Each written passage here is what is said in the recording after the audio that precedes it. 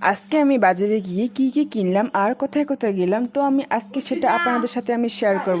তো hello guys সবাইকে, আমি নিবেদিতা রাবা। তো তোমরা সবাই কেমন আছো? আমি তো অনেক ভালো আছি।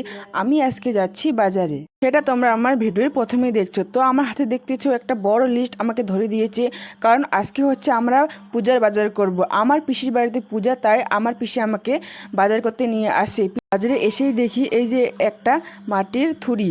তো আমরা তো আগে বাঁশের থুড়িতে টাকা রাখছিলাম, এখন তো সব মাটির থুড়ি, সব ডিজিটাল যুগ। এখন যাব আমরা ফলমূল কিনতে। এখানে আমরা ফল ফল কিনতে আসছি, কিন্তু আমরা একটা ফল পাইনি বলে এখানে আর ফল কিনে তো আমরা অন্য দোকানে চলে আসলাম। তো এখান থেকে আমরা সব কিছু ফলমূল কিনলাম। এখন তো আপেল, আঙুর বা সন্তরার সিজন না, তাই এইগুলো এখন আকাশ ছোঁয়া দাম, মানে অনেক দাম বেশি এইগুলোর। তো আমরা তাও কিনলাম, যেহেতু বাড়িতে পুজো বলে কথা।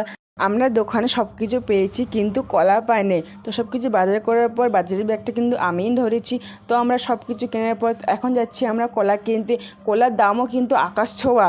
এক ঝুঁকি কলাই নাকি 100 টাকা, কিন্তু আমাদের ওখানে এক পিড়ি কলায় 60 টাকা 70 টাকা দিয়ে বিক্রি করে। তো সব কিছু কেনাকাটার পর একটু আমি খাইতে আসি এইখানে।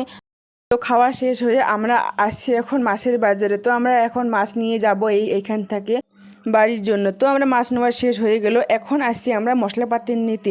যেহেতু কালকে কালকে পূজা বাড়িতে খিচুড়ি করবে, তো আমরা এখানে নিতে আসছি গোলমরিচ, কালো জিরা, তারপর এগুলো কি কি মশলার নাম, আমি এত মশলার নাম জানি না। তো আমরা এইগুলোই নিতে আসছি। এত গরমের মধ্যে বাজার করে আমি হাঁপসাই গেছি, তাই আমার পিসে আমাকে একটা ফল কিনে দিল। এখন যাব আমরা বাড়ি। তো তোমাদের আমার মিনি ব্লগটা কেমন লেগেছে অবশ্যই একটা কমেন্ট করে জানাবে। Like, comment, share guys, tata.